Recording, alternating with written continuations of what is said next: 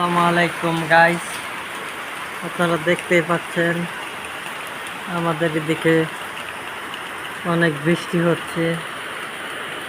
আপনাদের এদিকে কি অবস্থা কমেন্টে জানাবেন।